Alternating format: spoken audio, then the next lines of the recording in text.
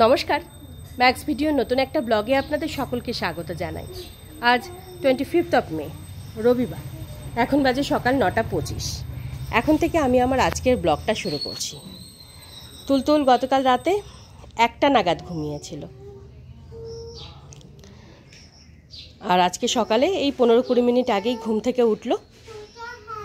ঘুম থেকে ওঠার পর ওর প্রতিদিনের যে কাজগুলো থাকে সেগুলো সব সেরে নিয়েছে, আর এবার ওকে ব্রেকফাস্টটা করিয়ে দেবো। আজকে মাও একটু দেরিতেই ঘুম থেকে উঠেছে, তো মা এখন স্নানে গেছে। স্নান ধান সেরে তারপর পুজোতে বসবে। আর এদিকে আমি সকালের সমস্ত কাজকর্ম সেরে নিয়েছি। তুলতুলকে ব্রেকফাস্ট করিয়ে রেখে তারপর ভাবছি আমি একটু বাজারে যাব। একটু আগে বেরোলেই ভালো হতো, কিন্তু সকালে এত কাজ থাকে যে আর তাড়াতাড়ি বেরোনো সম্ভব হয় না। বাবা, ধানের লেগে যাবে, মা চলে এসো, খেয়ে নাও, এসো বসো, চেয়ারে বসো। চেয়ারে বসবে না সোফাতে? তা বসো, আমি খাবারটা নিয়ে আসছি তোমার।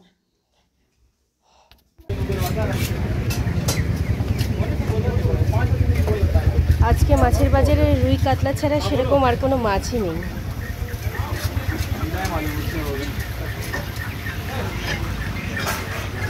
তেল দেবে না বাবু? আচ্ছা,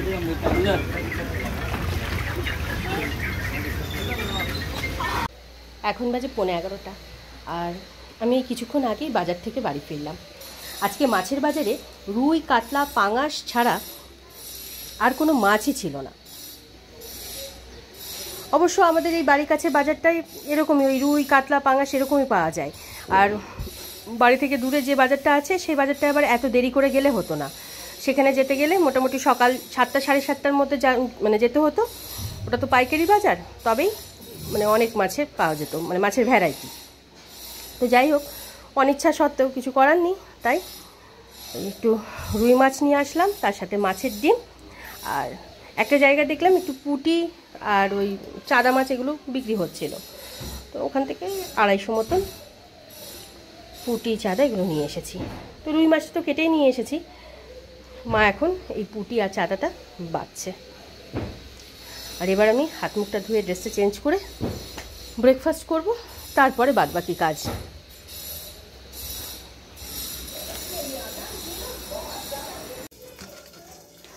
মায়ের মাছ বাছা ধোয়া কমপ্লিট। সব মাছগুলোতে রুই আর ওই পুঁটি চাদা মাছে নুন হলুদ মাখিয়ে রেখেছি। আর এখানে পেঁয়াজ, কালো জিরে, কাঁচা লঙ্কা আর বেগুন দিয়ে মাছের তেল পটকার চচ্চড়িটা বসিয়ে দিয়েছি। আর এখন মা আর আমি ব্রেকফাস্ট করে নেব। ব্রেকফাস্ট বলতে আজকে দুজনেই মুড়ি জল দিয়ে ভিজিয়ে চিনি দিয়ে খেয়ে নেব। অনেকটা বেলাও হয়ে গেছে, আর এখন যদি একটু হেভি ব্রেকফাস্ট করি তাহলে আর দুপুরে ভাত খেতে পারবো না, যেটা গতকালকে হলো। তুলতুলের আজকে ছুটি, পড়তে বসেনি, ও এদিক ওদিক খেলা করছে। আমি মাকে একটুখানি গুছিয়ে দিয়ে তারপর ওদিকে যাব। আকাশে ভালো মেঘ করেছে, হয়তো যখন তখন বৃষ্টি নামতে পারে।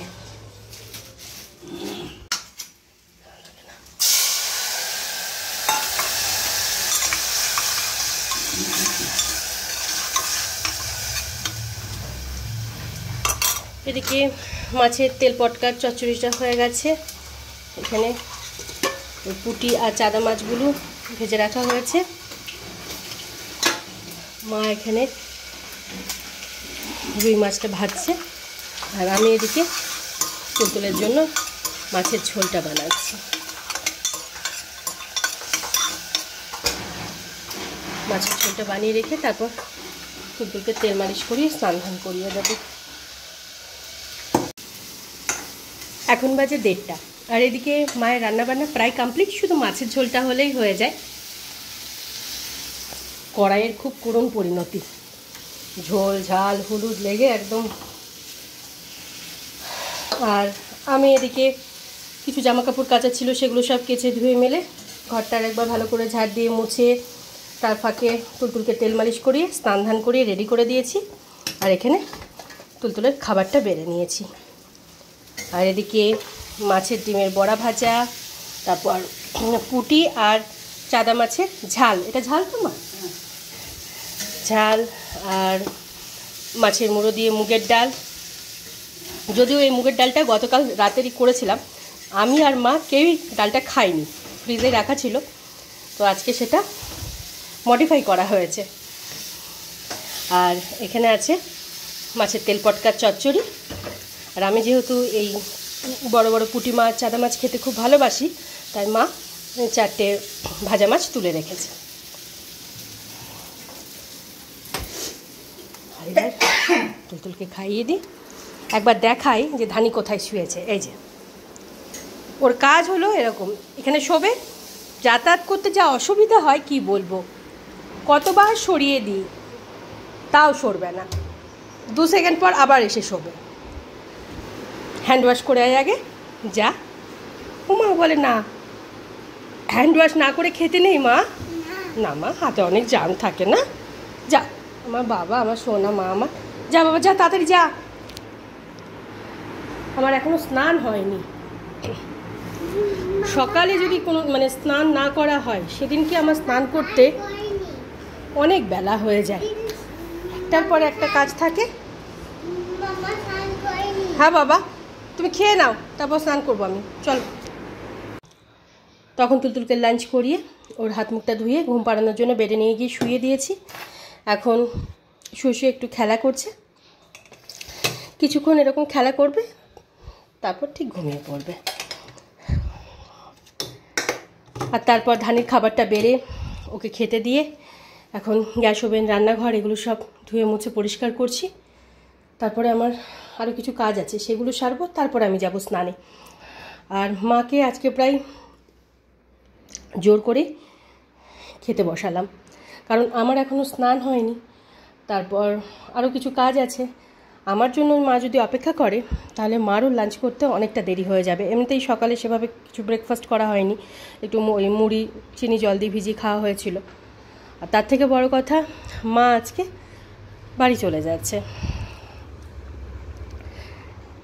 মার যাওয়ার কথা ছিল আরও কিছুদিন পর, কিন্তু এতটাই জরুরি একটা কাজ এসে পড়েছে যার জন্য মাকে তড়িঘড়ি করে আজকেই যেতে হচ্ছে।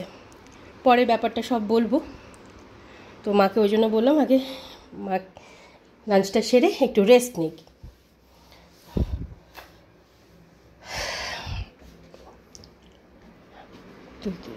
দেখি একটু দেখো,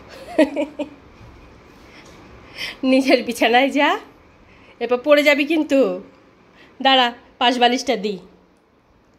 এই তোর খাওয়া হয়েছে? ধান্তু কিরে?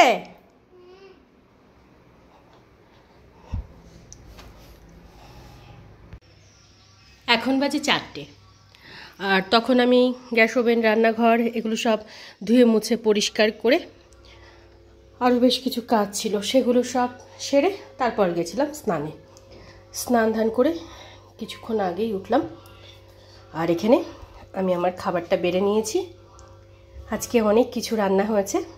এখানে আছে ভাত, তারপর কালো জিরে কাঁচা লঙ্কা পেঁয়াজ আর বেগুন দিয়ে মাছের তেল পটকা চচ্চড়ি, পুঁটি মাছ আর চাদা মাছ ভাজা, মাছের ডিমের বড়া ভাজা, পুঁটি আর চাদা মাছের ঝাল, আলু আদা জিরে বাটা দিয়ে কাতলা মাছের রসা, আর এখানে আছে মাছের মুড়ো দিয়ে মুগের ডাল।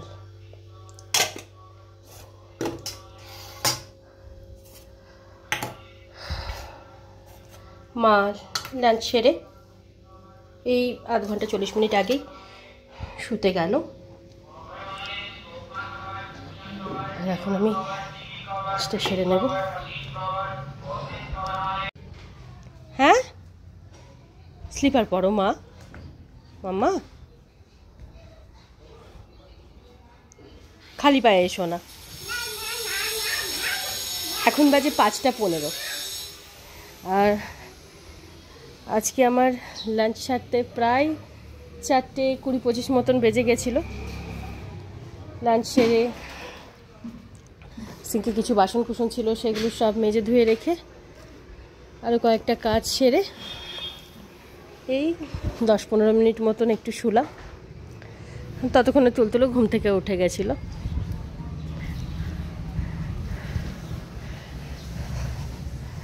আর এই 2-3 দিন ধরে এমন ওয়েদার, এই জামা কাপড়গুলো কিছুতেই ঠিকঠাক শোকাচ্ছে না। আজকে তো সকাল থেকেই মাঝে মাঝে ঝিরঝির ঝিরঝির করে বৃষ্টি হচ্ছে।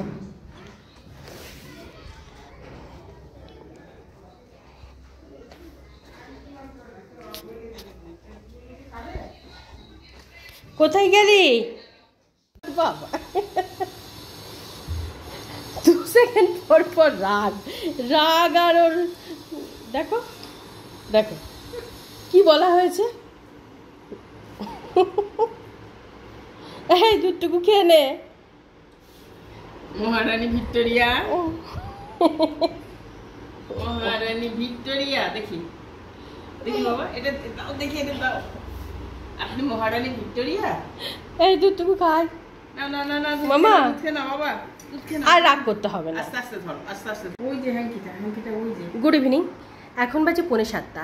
আর আজকে যেহেতু ট্রেনে তৎকালে টিকিট পাওয়া যায়নি, তাই বাধ্য হয়ে আজ প্রথমবার মা বাসে করে এখান থেকে বাড়ি ফিরছে। নাহলে আজ পর্যন্ত মানে এরকম কোনো দিন হয়নি। যতবার এসেছে ট্রেনেই এসেছে, ট্রেনেই গেছে। তো যাই হোক, এখানে থেকে বাস ছাড়ার টাইম রাত 8টা নাগাদ। সেজন্য আমরা এখন বেরোচ্ছি, কারণ আমাদের বাড়ি থেকে বাস স্ট্যান্ডটা একটু দূরে আছে। আমরা 3 জনেই এখনও রেডি হয়ে গেছি। মার চা খাওয়া, তুলতুলকে দুধ খাওয়ানো, সন্ধ্যা দেওয়া, বিকেলে যা কাজ থাকে সেগুলো সব সারা হয়ে গেছে।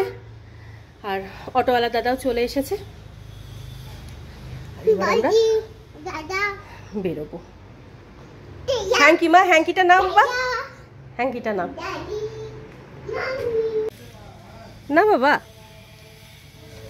তুলতুল আজকে খুব খুশি। অন্যান্যবার তো এখান থেকেই মাকে টাটা বাই বাই করে দিই। আজকে যেহেতু মা প্রথমবার বাসে করে যাচ্ছে, তো আমরাও বাস স্ট্যান্ড পর্যন্ত, মানে মাকে বাসে উঠিয়ে তারপর আবার ফিরবো।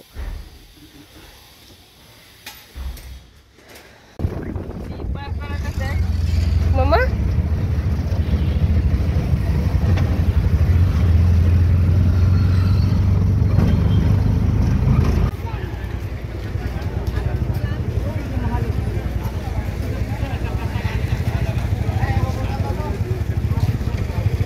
চলো।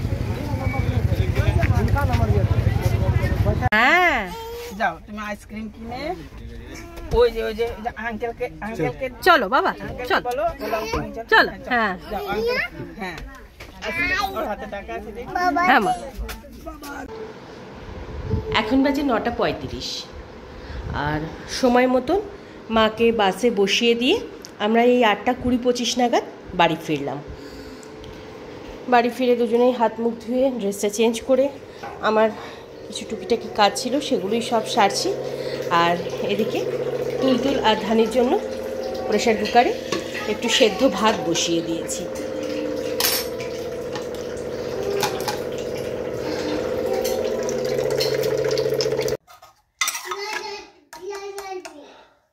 দিচ্ছি, দাঁড়া। চল।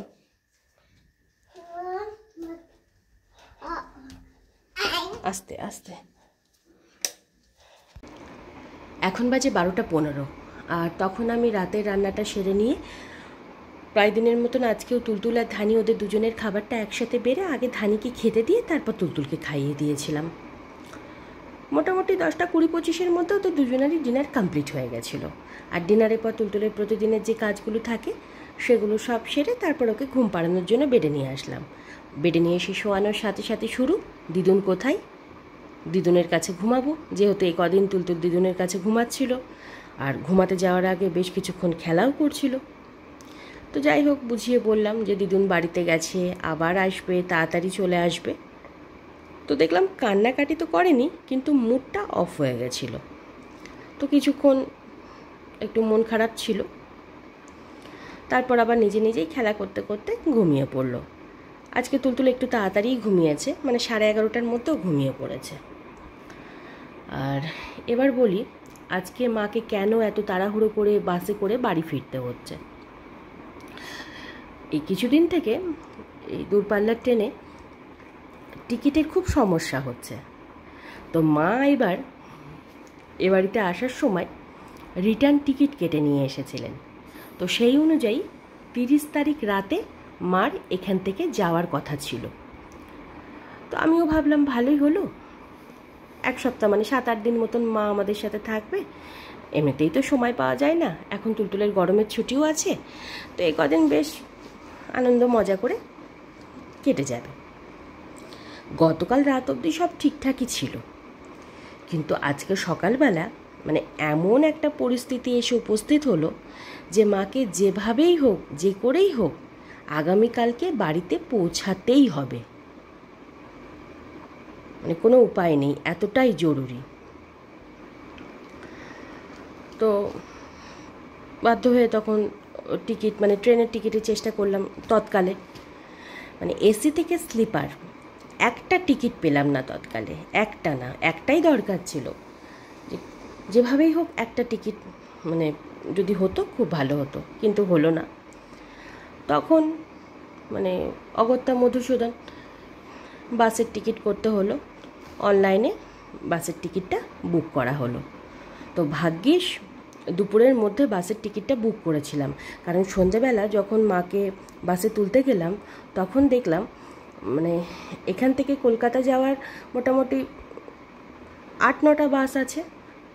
8-9টা বাস সব মানে কোনো বাসেই সিট নেই, এত করুণ পরিস্থিতি। তো আগে থেকে যেহেতু বুকিং করেছিলাম তো মা ঠিকঠাক সিট পেয়েও গেছে, সিট তো কনফার্মই ছিল। তবে মার তো এরকমভাবে যাওয়ার কোনো দিনই অভ্যাস নেই, একটু কষ্ট হবে এবার বাড়ি যেতে, এই যা। কিন্তু কিছু করার নেই, মানে কত কিছু ভেবে রেখেছিলাম যে এই কদিন মায়ের সাথে একটু মানে সময় কাটাবো। আমার মা না সবসময় একটা কথা বলে যে আমরা পরিকল্পনা করার, প্ল্যান করার কেউ নই, উপরে একজন বসে আছেন, উনি সব কিছু দেখছেন, ওনার প্ল্যানেই আমাদের চলতে হবে। উনি যে কখন কিভাবে কাকে কোথায় পাঠাবে, কি করবে, সে উনি ঠিক করে রেখেছেন। সত্যিই তাই। এই যে কিছুক্ষণ আগেই বললাম না যে গতকাল রাত পর্যন্ত আমরা জানতাম না যে মাকে আজকে এভাবে চলে যেতে হবে।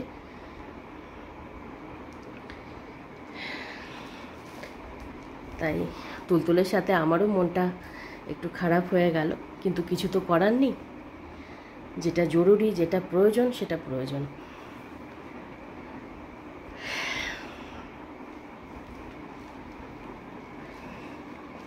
তবে তুলতুল এখন 2-3 দিন দিদুনকে খুব মিস করবে। আমরা তো যাই হোক বড় মানুষ, কাজের মধ্যে ব্যস্ত থাকবো, ফোনে কথা বলে নেব, ঠিক আছে, মানে একটা সেকেন্ডের জন্যও মাকে ছাড়ছিল না, দিদুন দিদুন দিদুন সারাক্ষণ। কিন্তু কি আর করার, আবার অপেক্ষা। তো যাই হোক আজকের ব্লগটা আমি এই পর্যন্তই রাখছি। আজকের ব্লগটা আমি এখানেই শেষ করছি। আমার এই ব্লগটা যদি ভালো লেগে থাকে তাহলে আমার এই চ্যানেলটাকে সাবস্ক্রাইব করে দেওয়ার জন্য বিশেষভাবে অনুরোধ রইল, সাথে লাইক আর শেয়ার করে দেওয়ার জন্য অনুরোধ রইল। সকলে ভালো থাকবেন। Bye and good night.